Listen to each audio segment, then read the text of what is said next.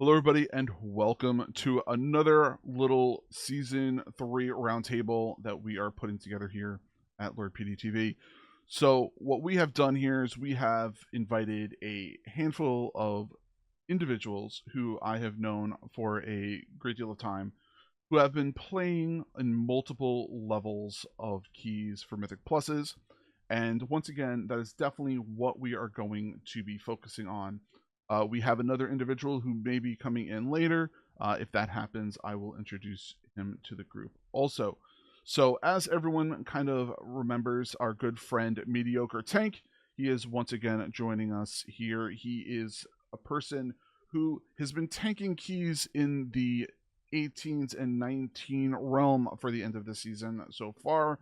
He has been, he specializes in tanking those dungeons throughout his whole entire career. If you are looking for more conversation about him, we just had that video. Please go and check that out. Now, once again, big man, MediocreTank, what can I say about you? How are you? How are you doing on this fine Sunday evening? What's going on? I'm doing pretty good. Just decided to pop back in here. Wanted to hear uh more about what we could talk about and see if I can like provide good answers for it. Sounds great. I'm happy that you can bring us your perspective into our conversations here. And as always, I value your tanking opinion, and you showed me a lot, and hopefully you can teach others a little bit of your what you end up doing. So thank you very much. Now we have another newcomer here who is joining us. It is a good friend of mine who I have known since BFA. He is one of the. He used to be my healing lead back in the day when I was healing, which I no longer do. This is our good friend Pao. He has joining us here, as as he always is, willing to talk to us about healing in Mythic Pluses. Now he is generally stays in the the 16, 17 range, and that's where they've been pursuing right now.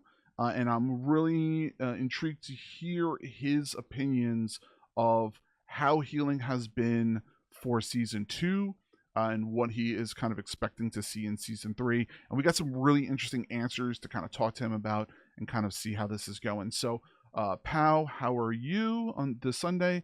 I hope we didn't disrupt your life too much, but I am happy that you were able to join us. How are Hey, you? good to be here. Yeah, I'm doing pretty good. Pretty excited to see where this talk goes. Seems like we have folks from a whole lot of different ranges, so should be a fun discussion.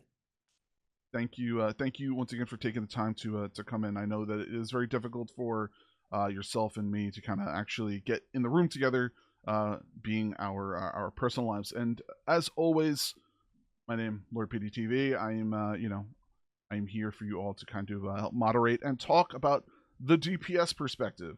Our good friend Magam, hopefully he has some personal stuff going on. He should be joining us later. He could probably give a better perspectives of the DPS range for the higher levels. He generally does mostly melee. He does dabble in some ranged. As for me, I mostly dabble in ranged and terrible melee. So that's why I was kind of hoping that we can end up having that talk back and forth. As for me, I've been sitting mostly in the 12, 13, 14 range. Tried a couple of 15s, but otherwise, that's where I have been sitting. If you are wondering, our personal viewpoints of how things are. So, without further ado, we're gonna start with our first question. We're gonna start, and we're gonna have all kind of three of us give us our answers, and kind of ping pong discussion, if you will, off of what it could be. And let's say, if you have a question that you want to ask Pal, or vice versa, please don't hold back and do that, so we can have this little bit of discussion. So the first big question I want to ask, and I know that all of us have some really big opinions about it. Tank, I want to start with you. It's since there was a lot of changes from season 1 to season 2 involving Mythic Pluses. Now, the biggest thing was the difficulty and the scaling for the dungeons themselves. How do you feel that those changes, since they've been solidified now, how do you think it is going to affect season 3 and possibly even the future of Mythic Pluses? How do you think that that's going to operate? Well, the different scalings between season 1 to season 2, and then we're going to be going into season 3, is the way how like the dungeons operate, because there's some mobs in the dungeons that are being nerfed, and so much people are so used to those type of paths that going into season 3, it seems like it's just going to open up a whole different type of routes to do. Mm-hmm. Because like for Floodgate, for instance, we're losing bubbles, Mm-hmm. and we normally don't really like skip bubbles, but in hierarchies you do skip bubble. But it's gonna be a weird trade-off, because there's gonna be the people in the lower bracket that are they're gonna be looking for count like in different areas, especially in Floodgate, because they're gonna be either pulling like more bombs, they're gonna be pulling more uh Order bots. yeah, like loader bots or like soldiers. Mm-hmm. They're just gonna be more. So I think the routes for like the lower bracket might change, but in a higher bracket, maybe not too much. I know like percent and stuff like that is supposed to also change. But for like Priory, for instance, first boss changes, that's gonna be really weird. Mm-hmm. There's honestly just a lot of changes that are coming, and I think that the changes are for the good, Mm-hmm. because it's going to make them less hard, and it's definitely going to make it easier on the tank, because first boss and Priory is going to get easier. The stuff inside that dungeon that's coming back, Dawnbreaker, right? Is that Yeah, what it is? Dawnbreaker. Dawnbreaker. Yeah, My favorite. Dawnbreaker's My coming back. favorite dungeon of this expansion so far. Just saying. Yeah, where it's coming back, they're taking away the tank busters on it, so it's going Mm-hmm. to be really interesting. And hopefully the keys just overall become a little bit easier. Mm-hmm. That way the higher pug range can get up into that type of Right. zone. So. But that just means that the key Mhm. level for more experienced players are going to be much higher. Right. So yeah, I think it'll be fun. So when we ended up changing from season 1 to season 2, Mhm. we went from having, the affixes at season 1 at 2, was it 2, 4, 7, 10, 12. And then with season 2, we ended up having the change, so it's then now 4, 7, 10, that, and then 12 again. So they had that change. So that change there for the difficulty itself.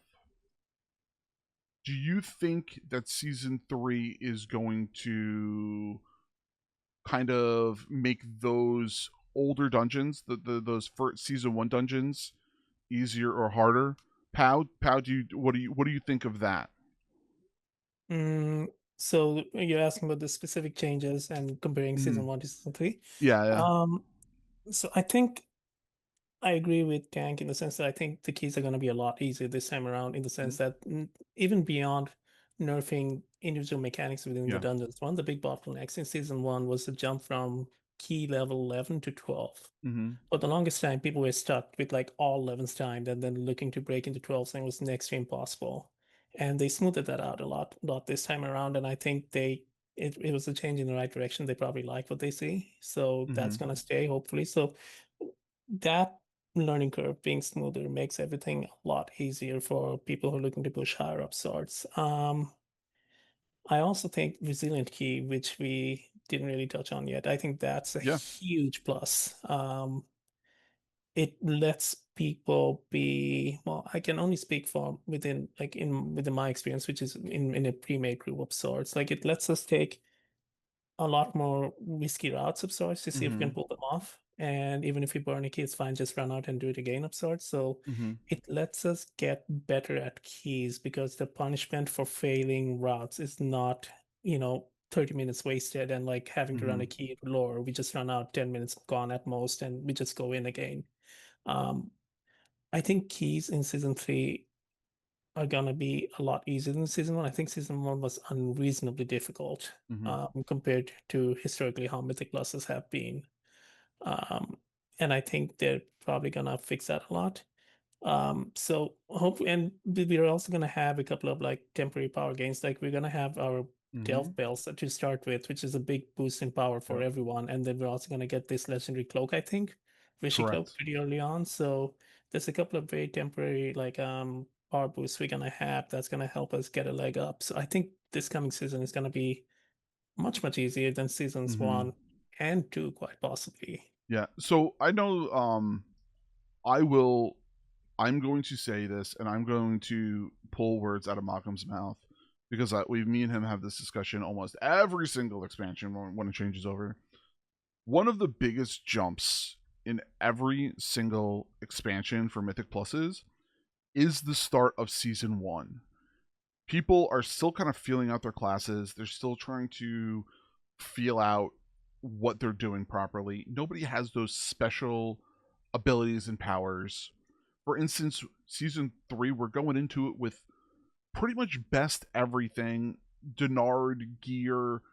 We're going into this also, I think, way overpowered in comparison to when you start the Season 1 in a dungeon, because we're going to be going into Season 3 with full Tier 2 sets. We're going to be going in there with the belts. We're going to be going in with those cloaks. So all of that stuff is pretty much going to be straight up handed to us, and we're going to be stronger, more so than we feel right now, and definitely how Season 1 is, like when we go into Season 1. Because we're not even really going into Season 1 with tier. So it's like we already have that kind of like backing.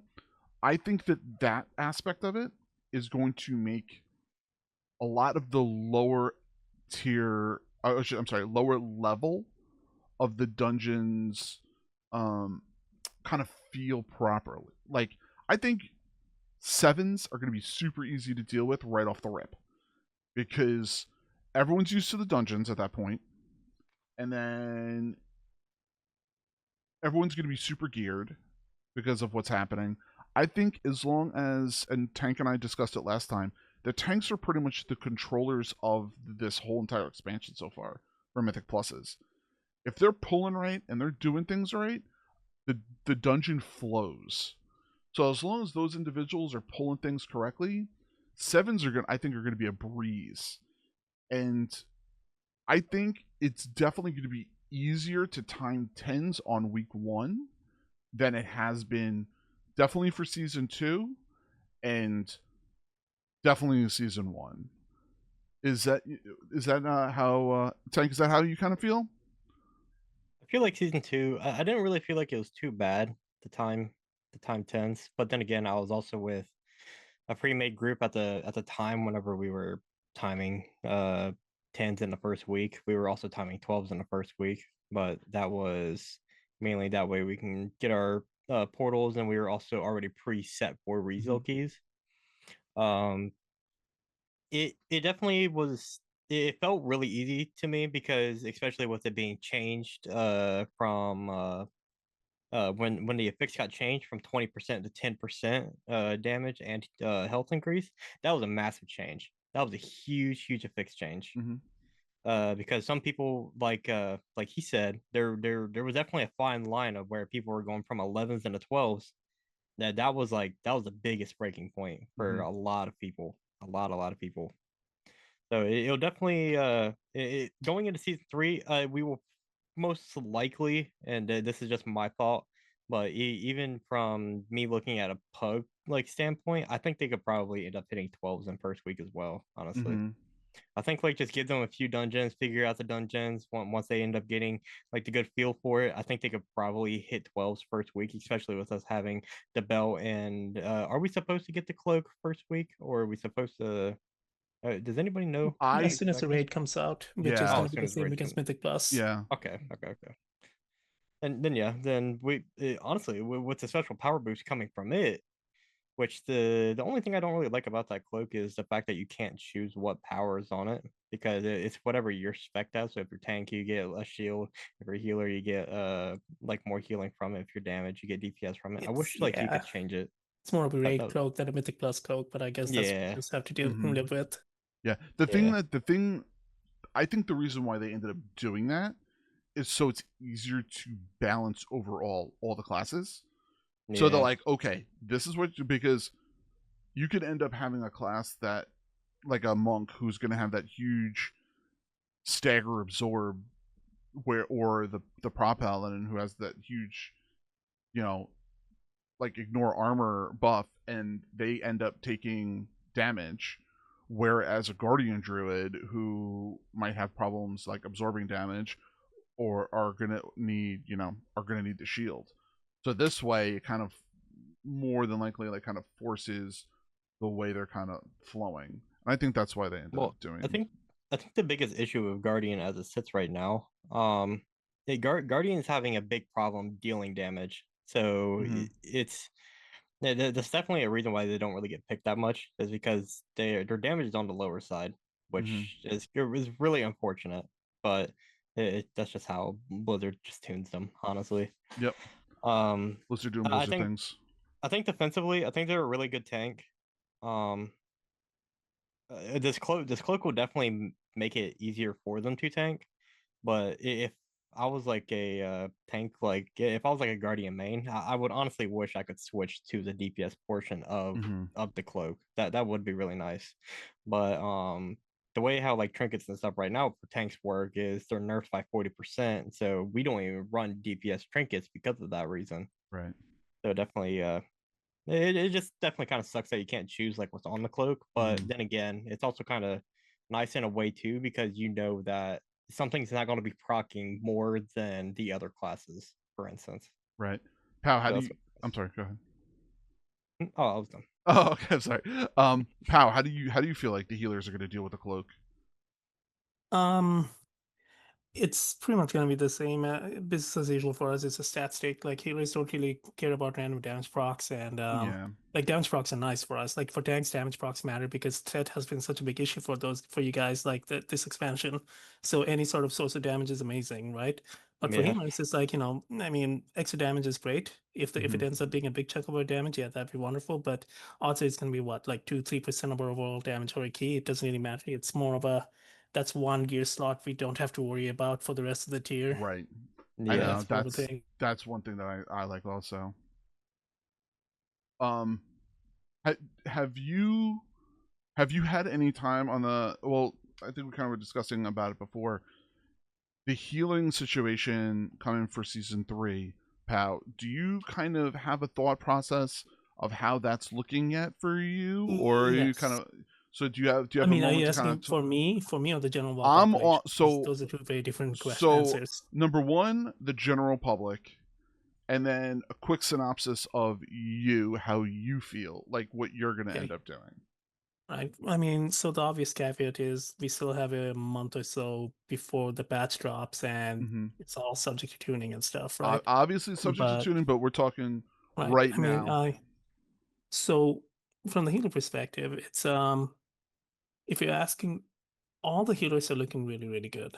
Mm-hmm. There isn't a single healing spec that's looking like, oh, it can't get the job done at higher keys. Like, Mm-hmm.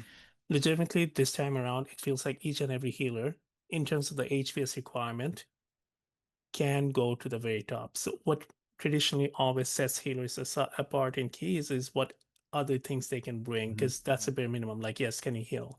Is it if it's a necessary buff that you can bring? If the group's lacking a battle res in some form, lust, the healers like they'll plug the whole kind of a role.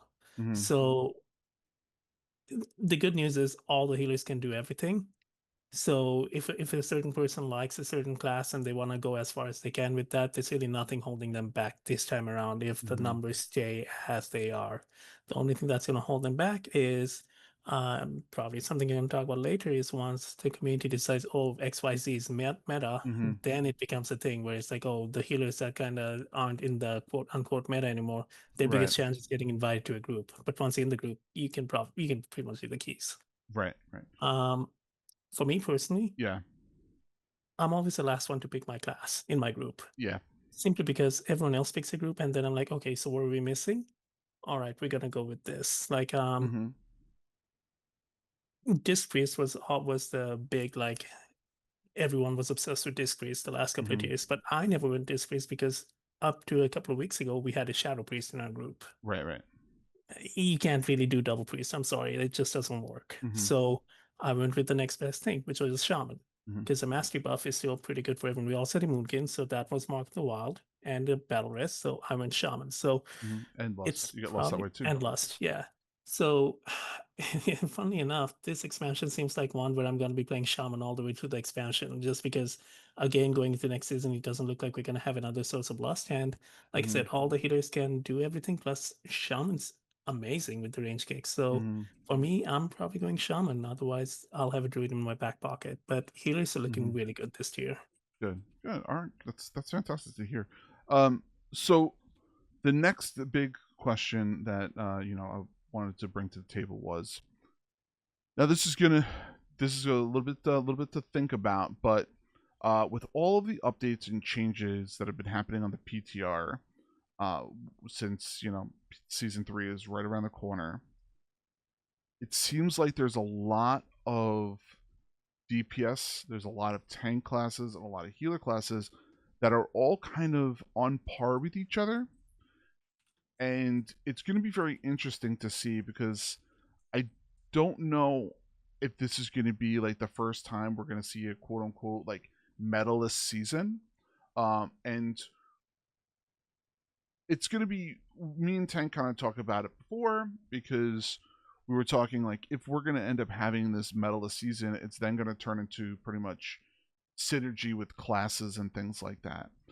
So how do you think, I'm going to start with Pao at this, because I know that Tank and we talked about this briefly last time, but like, how do you feel about this kind of medalists, like all classes kind of work, you can make it to max level type scenario, not max level, but like the higher tier of mythic pluses this season with whatever classes and group comp possible?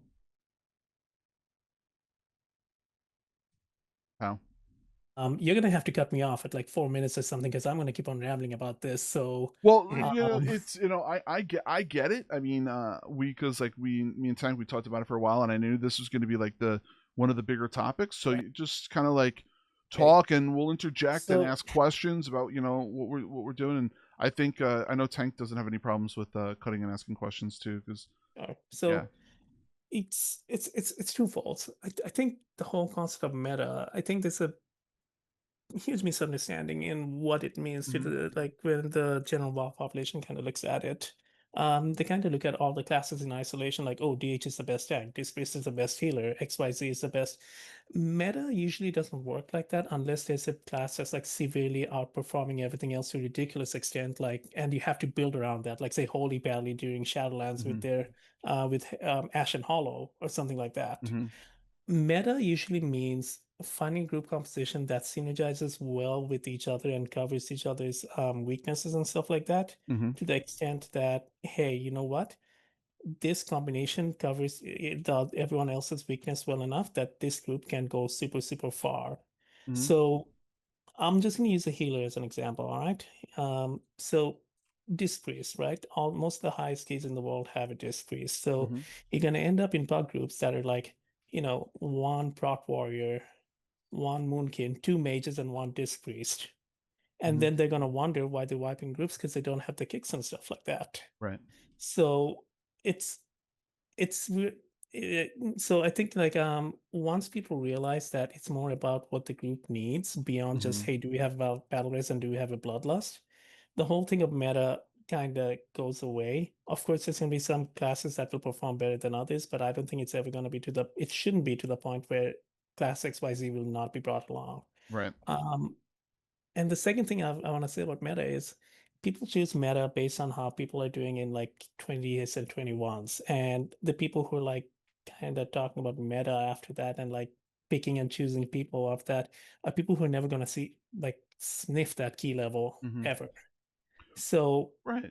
Well, that's and that's kind of yeah, similar to like how I mean, I fully agree with what you're saying. Like, if you're looking to push keys to top of the top, you know those meta classes right. don't really And mean there will be a anything, meta there. because There it's will be a meta there 100%, because you want to take advantage of every little 0.1% of optimization you can. And like balancing will never be so perfect that every class will be identical to each other. Like if there's one comp that can squeeze out 0.1% more damage or finish a key 0.1% time like faster than another comp, they like the highest of the highest players will try and take advantage of that. And that if that's what we mean by meta, I don't think it's gonna be metaless, because the further and further along, like there will be like the classes will kind of start filtering themselves out. I don't know at what key level. It might be 25s, it might be 30s, but at some point you're gonna have some classes that can straight up survive,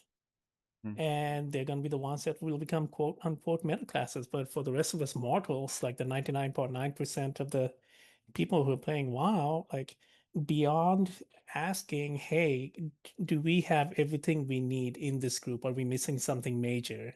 Like other than that, that's about all that matters for meta. Like, yeah. Okay. So, Tank, do you kind of want to kind of, further that conversation on what you feel about the possible medalist Definitely, seasons? I definitely think meta is like it's definitely like a weird thing to like kind of say, because with all the classes, like with the way how they all sit and the like, 'cause it seems like they have only gotten better. But like you said, they're a lot of classes have a bunch of different weaknesses, especially like let's just say hunters, for instance.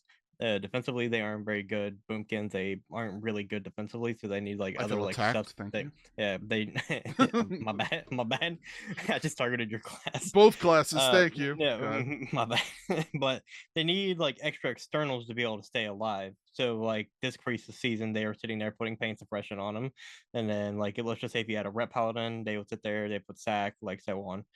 Um, but that's the thing with Boomkin, their damage is so rewarding because you're actually able to run with them, but you also had people that are watching your back in like the higher key range. If you sit there and you take a Boomkin into a group that's in like a lower key level, 9 times out of 10, you're probably gonna die.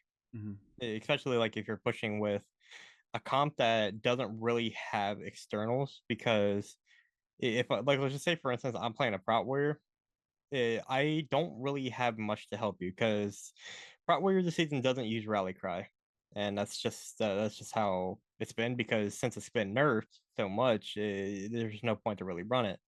So I'm basically out of the question for you to be able to help you. But if there's like a rep paladin in a group, they can give you sack, they can give you like a bunch of other stuff. But the thing is, though, that's one of the things that pug groups don't really understand, is like group composition and like the way how like some classes flow with others, and what classes are tanky and can do damage and what classes are tanky and don't do damage. So it's like it's definitely like a fine line of like what is going to be meta and what's not going to be meta. Um, and like overlapping classes, that is the worst thing I've seen this season. Like the stacking of two types of classes, it has been horrendous. Like a shadow priest and a disc priest. Yeah. That's definitely like That's really yeah, I just that's dip out of the definitely group. yeah, that's definitely a hard spot, because not only are you losing an interrupt, but you're also losing an extra defensive type of person. Yeah. And you're also trading off, like let's just say a boomy interrupt for a singular silence that a shadow priest is giving off. So it's definitely it kind of sucks in a way, because not much people, they just I would say that they would normally just log on and they just want to like get their keys out of the way. Like there's those people that want to try to Now. push, but they just they just don't understand group composition, and I don't think they studied the specs enough to like know what would actually be good to take in this situation. So I mean, I don't disagree with either of what you guys are saying. I think there is a timeline throughout the whole entire season where, and I briefly said this before, the beginning of the season, you have a lot of the experienced and educated individuals when it comes to Mythic Pluses and what they're doing and how things are going. They flow with their stuff. They have their groups. They just dominate. They get whatever they want to do. They're happy. They make their personal goals. They finish their personal goals. After that, they disappear. Then after that, in the middle of the season, you have the raiders. I usually call them the mid-tier raiders, who just ended up completing their heroic runs. They're starting to then go, okay, we're done with heroic raid. What else can we do? All right, let's start doing mythic pluses. They still have some type of an education of how they're doing with their classes and what they're doing. They deal with that, and then after that, they disappear. And then, I hate to use this term, but I feel like it's true, towards the end of the season, you have more of the uneducated individuals who are trying to push their keys, who are trying to do their things properly, but don't know because they just don't know. And it's nothing against them. You know, they might be busy with family life, they might be busy with work. I have a person that comes into the channel very often, and I appreciate him all the time. And he goes to me, he goes, "Hey, I'm looking to get KSH. I don't have a group. Can you help me out?" I appreciate it. Once a week, he comes in. We get him a 10 key. We get him a 12 key. We get him a 13 key, whatever it might be, to help him out. Because he just doesn't have the time to kind of go through the whole entire process or learn about it. And I get it. Every individual has something going on. They're not going to be able to do it all. And I think that that's the bigger issue.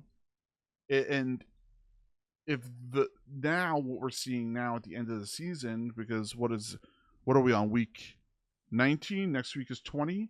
We have about 4 weeks left in the season. Most of the veteran people that have been playing this whole season are starting to get burnt out. They really don't want to deal with it. They're not going to be pugging.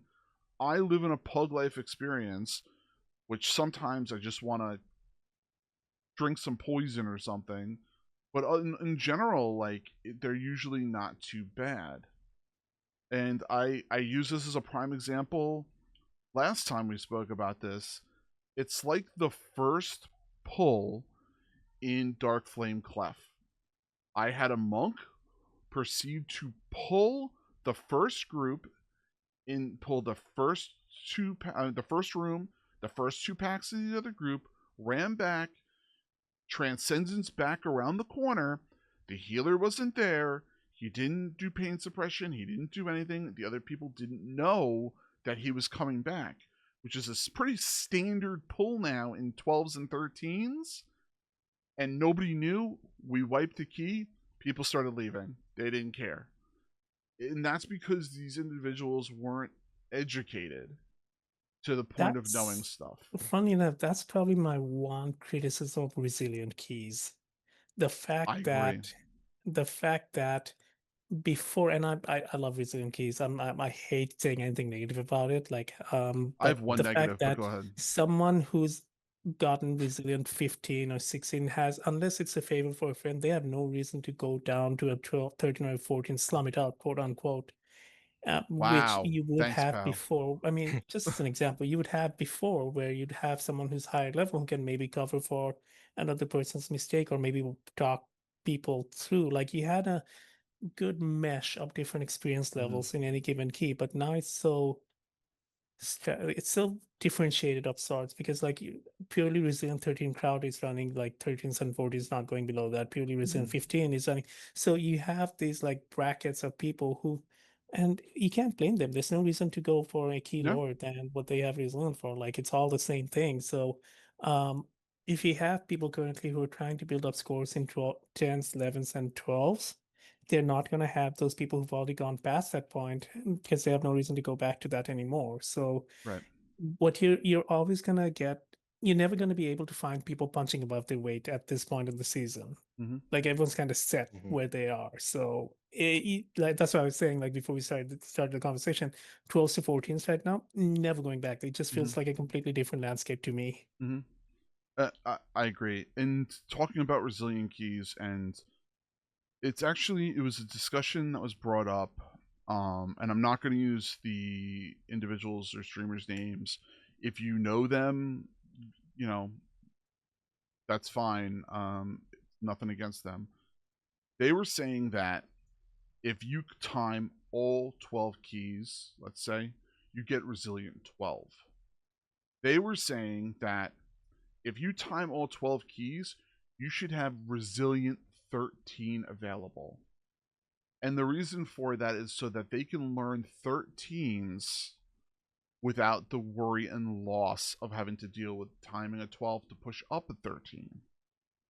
Now, me personally, I'm indifferent because I'm not going up to such a high level that I'm going to have to deal with that.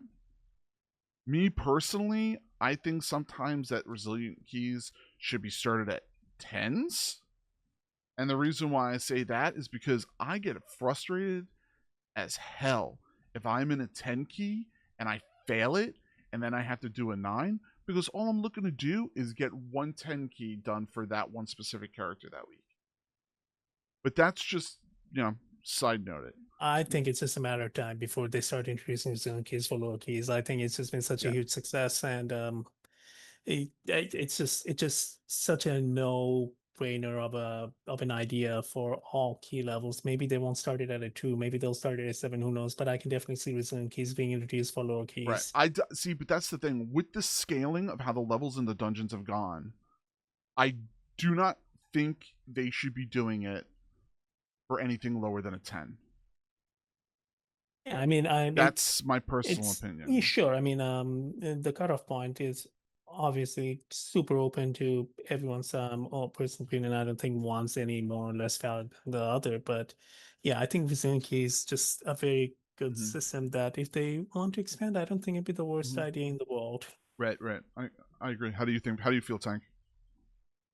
I wouldn't really hate the idea of it. Like, I wouldn't really hate the idea of if you get 12 resills, you end up getting a 13. But then again, that can also like kind of backfire in a way, because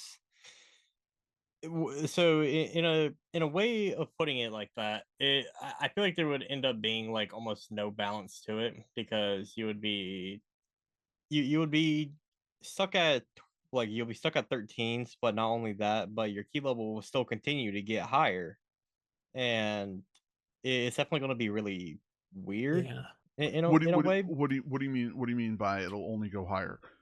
It'll only just keep getting higher. Like, if you sit there and think about it, like, so let's just say you complete a 13, it will end up going to a 14, but it's not resil, but it's still like the fact of it's still going higher, like how current keys do right now, instead of going to the key level that you've already completed.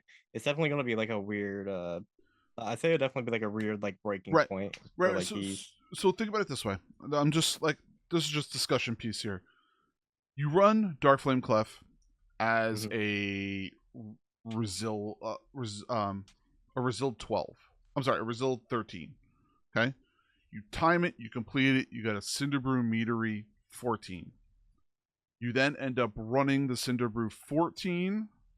You realize you're not going to time it. You run out of the dungeon, you reset it. You then have a Resiled 13 Cinderbrew Meadery that you can work on to perfect and get done. Would that be beneficial to you or not beneficial to you? It would be beneficial in a way, because you would be gaining IO, like either way.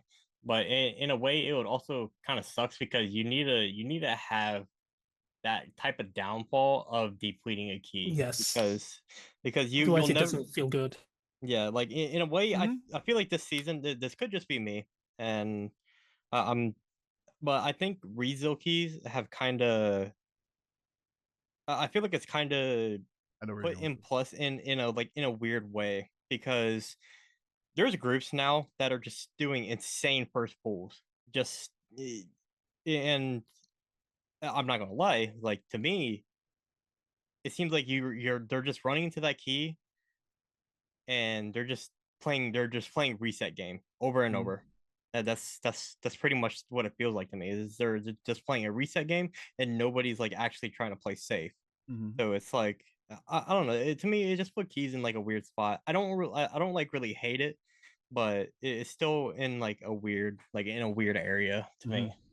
Yeah, I don't like the idea of like, if you timed all 13s, you should have result 14, simply because I feel like if you time a 14 after multiple attempts at that point, it's gonna feel more like, oh, finally, rather than yes, we got the 14 done. Like, you need that Yep. risk of, oh, we might deplete it back to a 13 and waste time. Like, other than that, outside, it's just gonna feel like you're just wasting time until you get it. Like, it's not gonna be as fun. And at least for me, it wouldn't be fun because it's like, you keep on doing the 14 until you get that one perfect RNG, like, set of pools where you got the 14 done. And it's like, okay, finally, now we have result 15 and actually, like, to me, it doesn't feel fun in that sense. I agree. 100%. What you guys are saying. To me, it just feels like I don't know if anybody else has played in the tournament realm, which that's where you go to compete for compete in MDI, like so on. But it basically those keys feel like would feel like those keys. For instance, you're sitting there, you're progging a key level over and over and over until you basically finally get it. That's what it basically turns into. And in a plug group scenario, I feel like that would be even worse because you guys have no coordination interrupts. You guys have no coordination in the way how you use stops, CCs, like just anything. Like there's just no coordination. You're just going in, winging it, and just hope that it goes well. Yeah. There's some groups that run like a CC rotation that just like sits there and coordinates your CCs for you. But even that, it kind of messes up the DR table in a way because it's using back to back CCs that are kind of that are just messing up your DR table just to begin with, because normally like you would sit there, you would use like 3 stuns that would end up using a DR, then you would just be using like heart stops and so on. And that way you can make your DR table lower, then you can go back heart stops, and I mean there's a lot to it.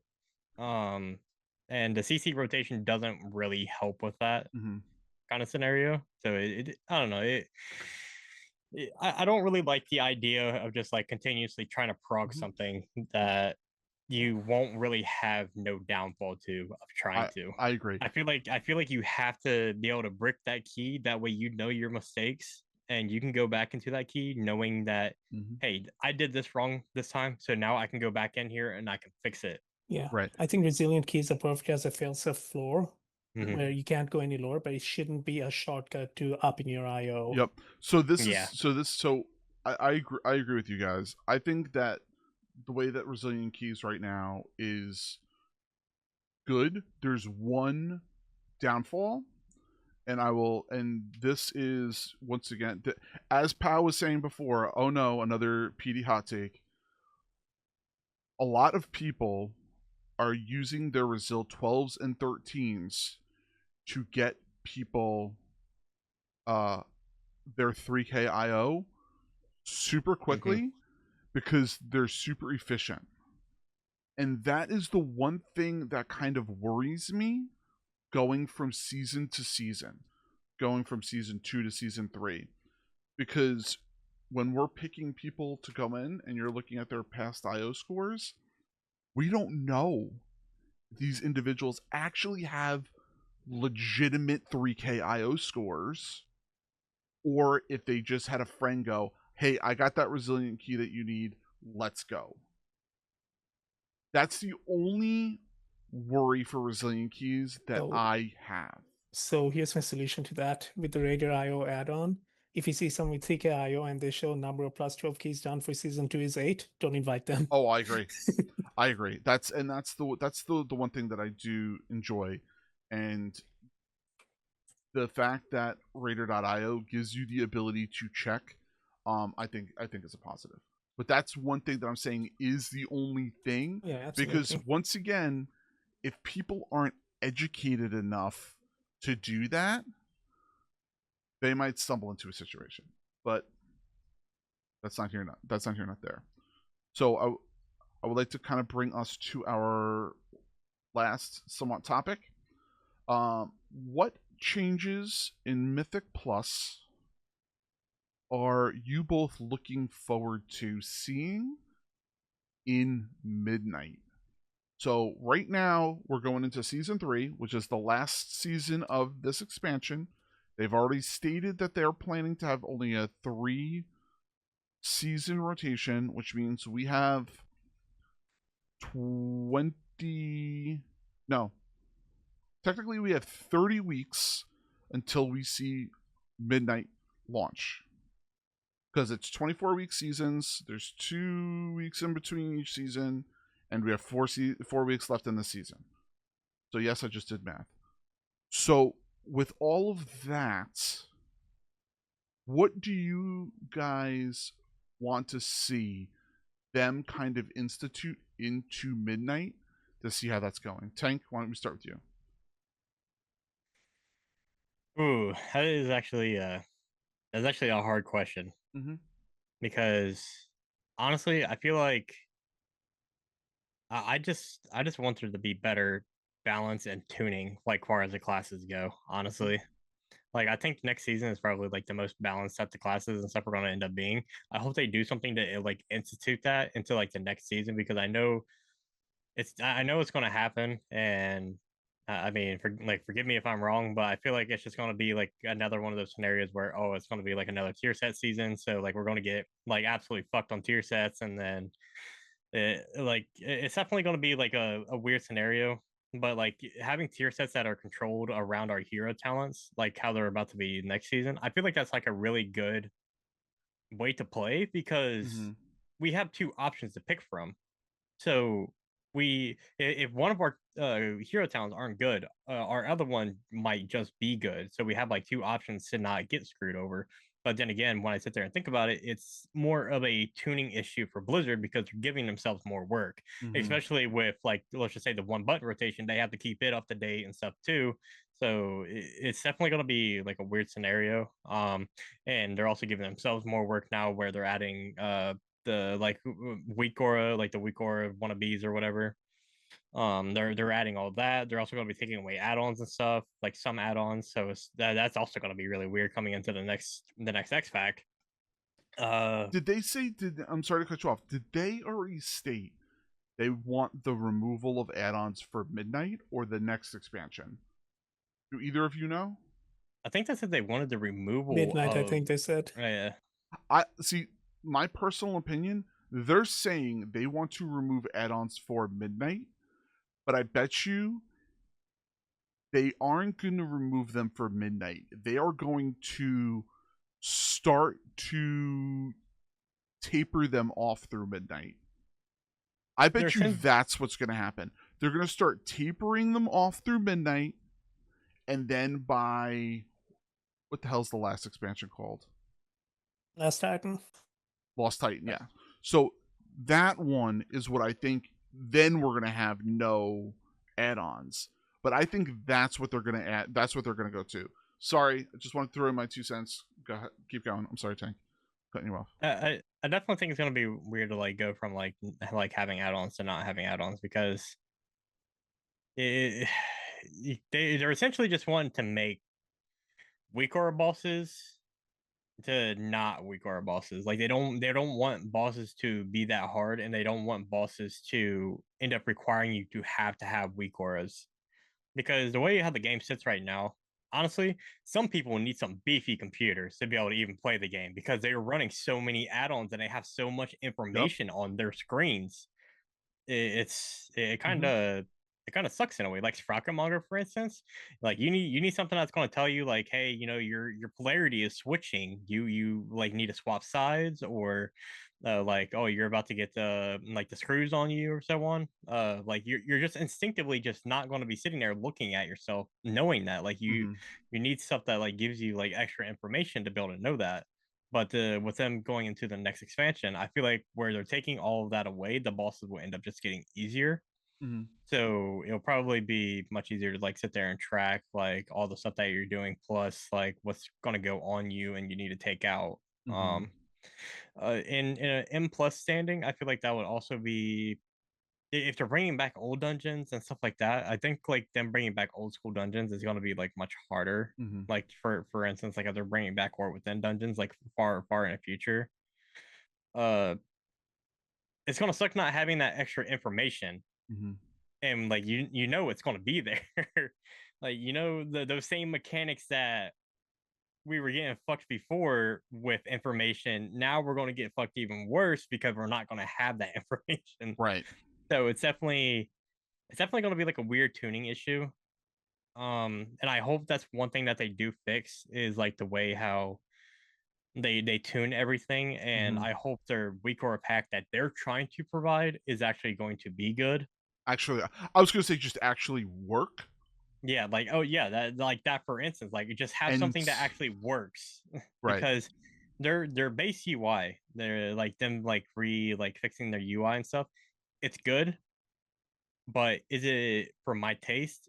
It is not, because it still does not provide the information that I need for certain Mm. scenarios. I tried to taper back on a lot of my add-ons already. I've been trying to do that over time. I have more weak auras than I do add-ons at this point, but I've tried to Mhm. taper back. So my UI is generally probably I have the Blizzard UI, and it doesn't always work properly, which is kind of frustrating. Like I will like a certain type of caster bar. It didn't work. I had to get quartz. I wanted to have a certain type of like my bars, like with my icons on them. I like them to be super small and at the bottom of my screen, just in case so I have something to see if I need to. Like make sure that something's there. If something's in the way, I have it available. See, for that instance, my Bar my tracker. bars my bars personally are gone.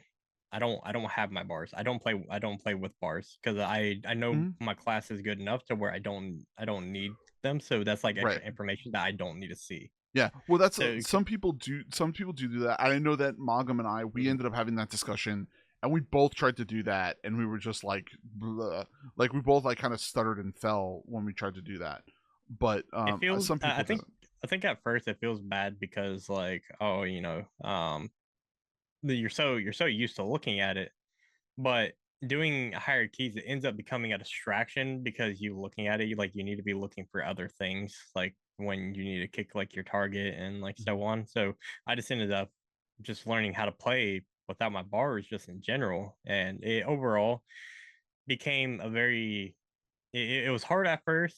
Like I definitely do get it because I had to learn through it, Mm-hmm. and I'm happy that I did end up learning through it, because now that I don't ever have to look at my bars and I just know where everything is instinctively, it's really nice. But the thing that also kind of sucks is when they're doing class reworks and they're taking away some of those spells that you're so used to sitting there pressing. It, I don't know. I just hope that they do something like I hope they do something right with the next season, Mm-hmm. and I hope it's not going to just be a bunch of class reworks. I hope it's going to be like just a bunch of Mythic Plus changes that will better M Plus than it will make its downfall. Like how Mm-hmm. it I want to say this season and next season, this is the most active that the M Plus community has been You're talking since season 2 into season 3. yeah, season 2 into season 3. I want to say this is probably the most active that Mm-hmm. M Plus community has actually stayed around Mm-hmm. since Legion, when affixes and stuff like that first came out Mm-hmm. for M Plus, because in Draenor, people only did the time trials because they wanted to get Warlords of Draenor Gold, which unlocked like a bunch of cosmetics and stuff, which to us, that's basically like our KSM mounts. Mm-hmm. For instance, for them, that right there was like their KSM mounts. They got these cool transmogable items, and like when I feel like we need something rewarding, something like that to like continue doing in plus, because it's nice to have a goal to work towards Mm-hmm. than to have something that you're only going to get at the beginning of the season, and you're not going to be playing the rest of the season, because what other point is there to log on a Right. raid once you end up getting CE Right. and once you get your KSM out? What other reason is there to log on Right. for that? So what you're saying is, just so I can make a synopsis of what you're saying, is you're looking for them to make season 1 of Midnight to be, not saying more profitable, but more rewards Yeah, like for I want the rewardings to be more for you wanting to do those, like to do do those like things. like yeah, to basically do those things. And for like, I wish there was like also like a standpoint of like where the people that are doing hierarchies also get some type of rewarding too, because yeah, we get a title. I mean, Right. like that's all we get is just a title. But even though that we're just getting a title, like we want some cool things too. Like we want something that only the 0.1% people that can get. Like that would be like a good reason to work, like for something to work towards. But it also kind of sucks in a way though, because they're trying to cater to the smaller people as well that don't really do those high things. Just because I don't know, what's the percentage of people that gets the PvP mount? The percentage of people? What is it? Is it 1% also? The people for the PvP mount, I'm pretty sure you just it might be the 1%. It might be the 1% or 2 percentile. It's one of those two. It's more easier to get than what the M plus, like the M plus title is. Yeah. Because the M plus title, it's like the top 100%, like the top 100 people from Raider.io. Yeah. But it's also, well, that actually changes because the most active players that are playing the game. Yeah.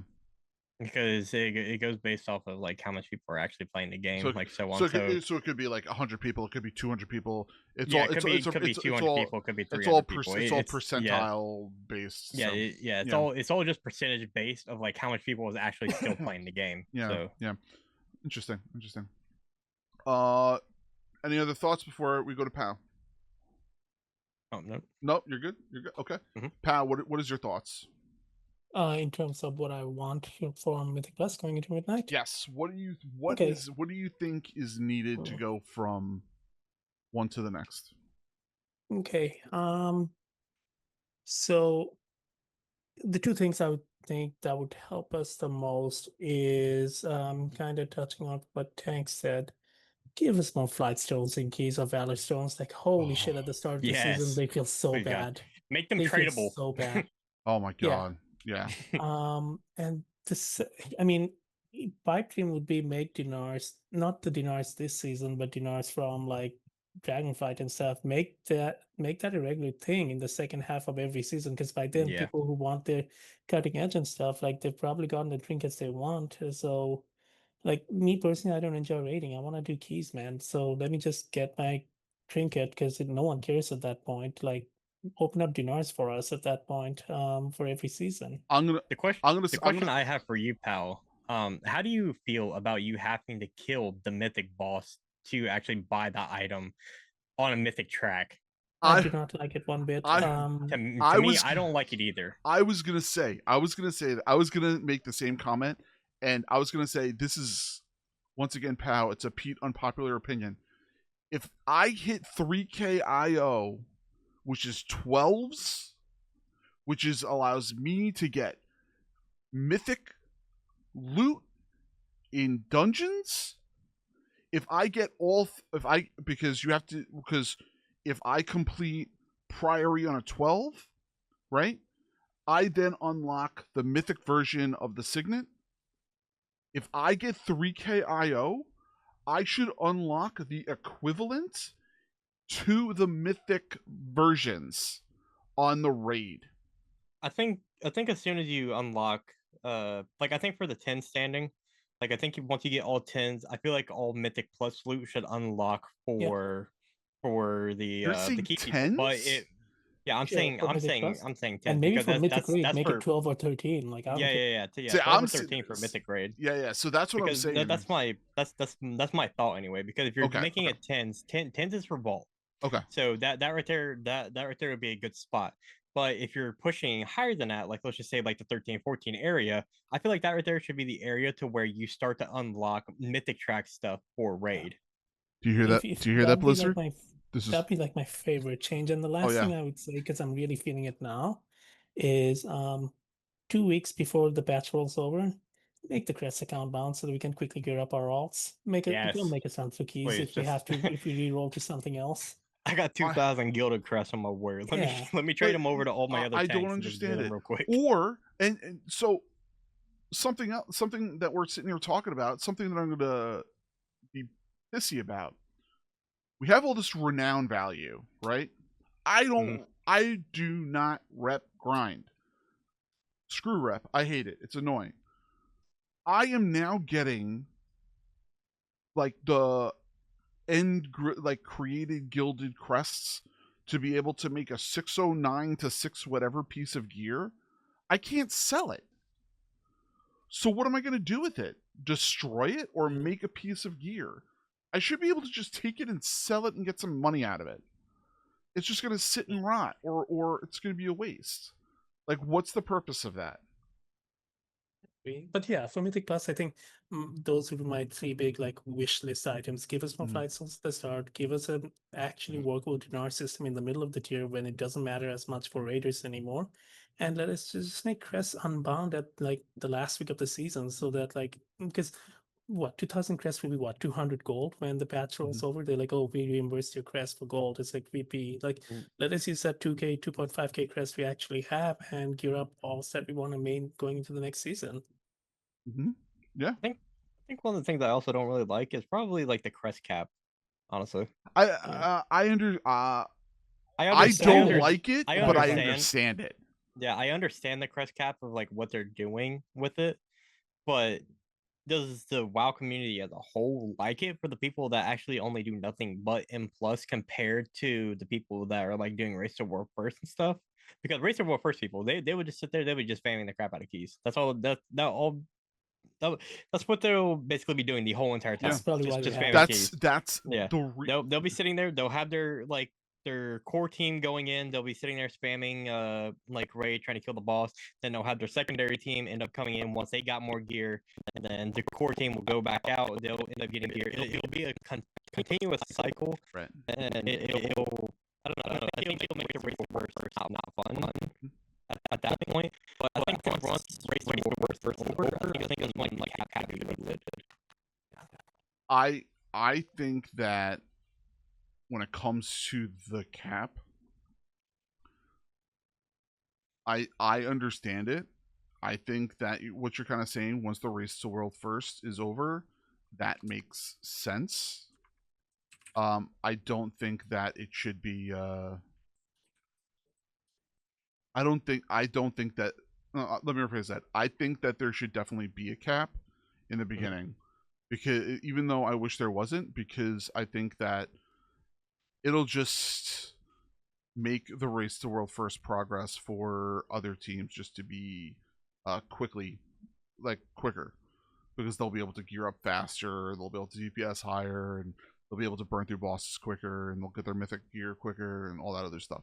So honestly, I can kind of understand if they do turbo boost like this every season, I'm not gonna hate it. Like, where they up your eye level across everything by 6 in the middle of the season and uncap everything at the same point. Like, it feels like something to look forward to. Nice power boost. I'm okay with that if they do that every season as well. I agree.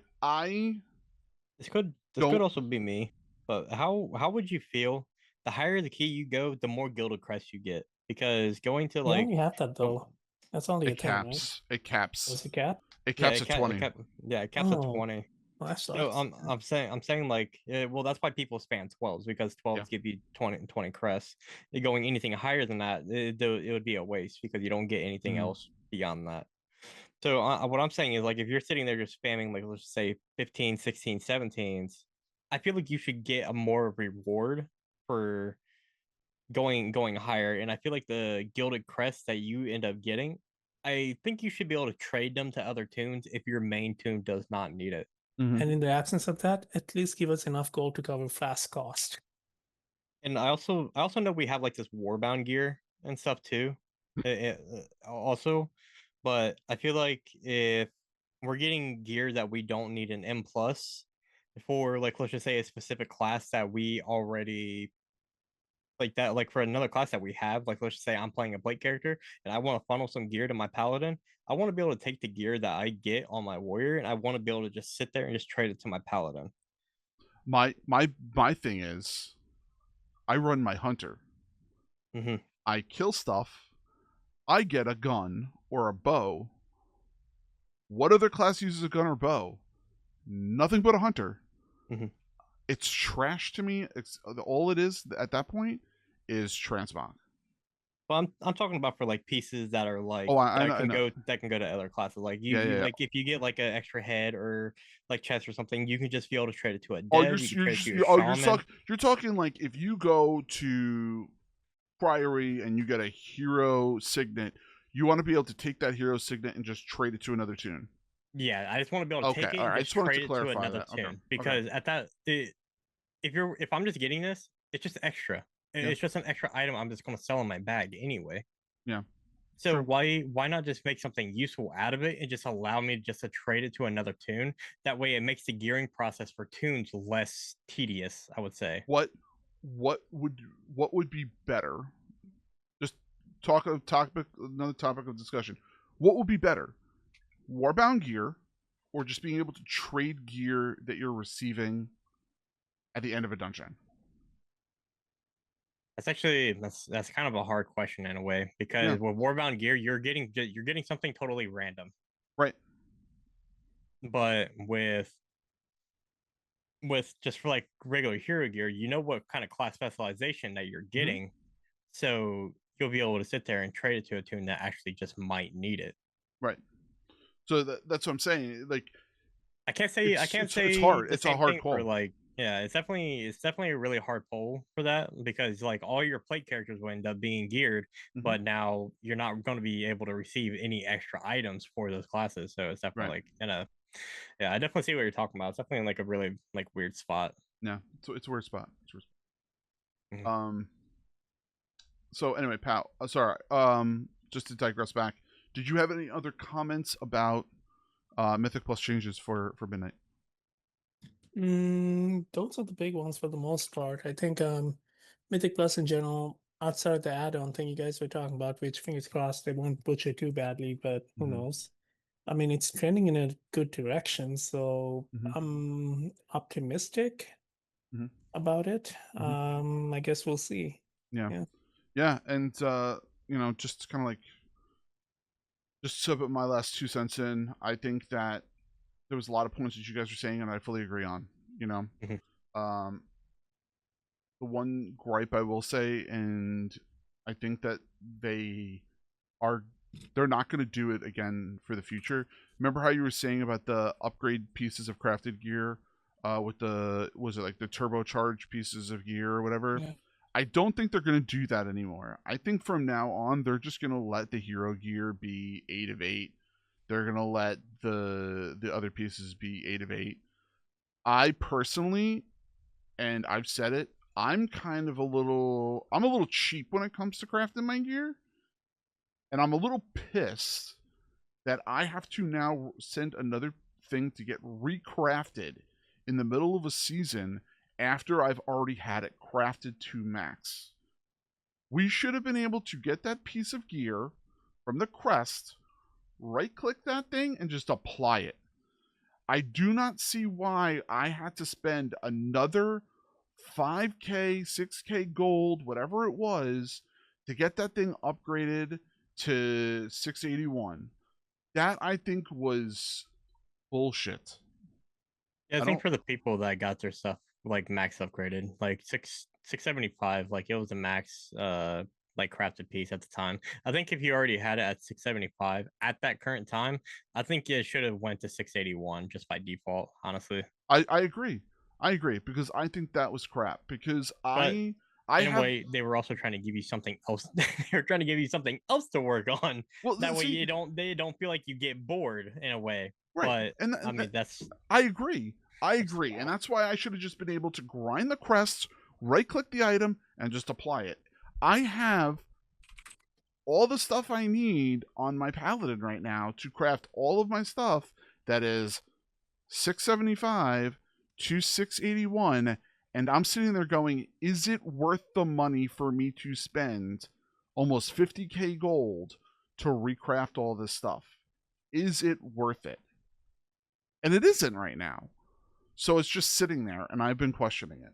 But I think that's the one thing that kind of sucks about WoW is like the economy, like the way how it is at the moment.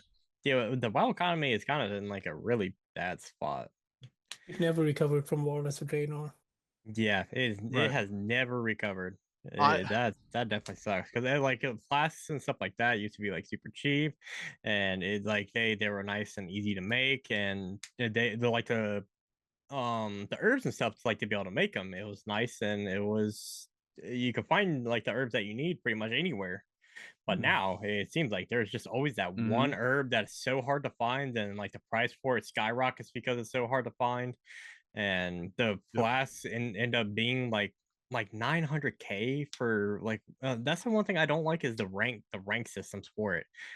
I don't like the rank systems for the material because that just floods the auction house and it like adds like a weird price. Oh, I can craft this for you if you provide me all rank 3 mats and so on. But if you give me rank 2 mats, I'm gonna charge you an additional 5K because I have to use concentration. Yeah, concentration to be able to craft that item for you. Like what's the point in that? Like I can understand. Let me just go get the materials. Let me not mess with like all this rank stuff. And I can kind of understand that because they're trying to make people who want to be master crafters, like I mean, Pao knows him. Trouble. He is a freaking master crafter. He has every single character with every single crafting ability in multiple different ways. He loves to do that stuff. And he makes money hand over fist with it. And that's what he enjoys doing. But the thing is that when it comes to the general populace who doesn't have the funding to be able to do that doesn't mass produce multiple characters to deal with it, they're just going to be thrown to the wayside. And that's the problem. They need to figure out how to deal with that and make the average players used to the crafting system, and they need to make it a little bit easier. That's my thoughts. Pao, any thoughts of any of this? Or no, I think I'm pretty tapped out in terms of my brain power usage for the understood. I understood, and I know that we've been running this a little bit longer than what we planned, but I think we had some really great conversations. So first, we'll start with our good friend Pao. Pao, I know that you are pretty much off of the internet and socials and everything like that. Would you like to say anything about yourself or where people can find you playing or chit-chatting or vice versa? Anything you would like to state about that? I'm a very hard person to reach. You're probably not gonna find me. Your best shot is probably reaching out to Snady first. But I mean, for the most part, I'm pretty much only in game to run keys with my friends. Outside of that, I'm just playing other games now, like Baldur's Gate and Cyberpunk and stuff like that. Maybe that'll change when the patch drops. But yeah. I will give Pao this single shout out because I know that he is probably too proud to do it. When he does run keys, he does run it with X. I think it's X.games. X games. I think X games. He ends up streaming some of their keys. Also does Magum. They do their keys throughout the week. It's randomized, but just wanted to make sure that you guys get your proper shout outs. Tank, what about yourself? If you guys haven't seen Pete's last video, you can find a lot of my socials there. But in case you guys don't want to go back and see that, you can find me on Twitch. I am MediocreTank. You can also add me on BNet. It is also MediocreTank #1939, or you can add me on Discord, which is also MediocreTank. There you go. Thank you so much. And if you were looking for me, we're PeteyTV. If you're here on YouTube, I appreciate it. Thank you very much for coming to stop in and listening and to us talk about really interesting stuff about season 3 and and Midnight coming out. As always, hit that follow button, subscribe button, join button, whatever you prefer here for all of our content. We'll be doing little things like this throughout the whole entire season randomly with many different people talking about very interesting stuff. I thank you all. If you're looking for me personally, I am on YouTube and Twitch every single Monday through Friday. to some extent. And we have lots of videos that come out every single week here on the channel. So thank you so much. And thank you very much, Pao and MediocreTank, for joining us today. And Magam, thank you for being here in spirit, as I spoke for you many times.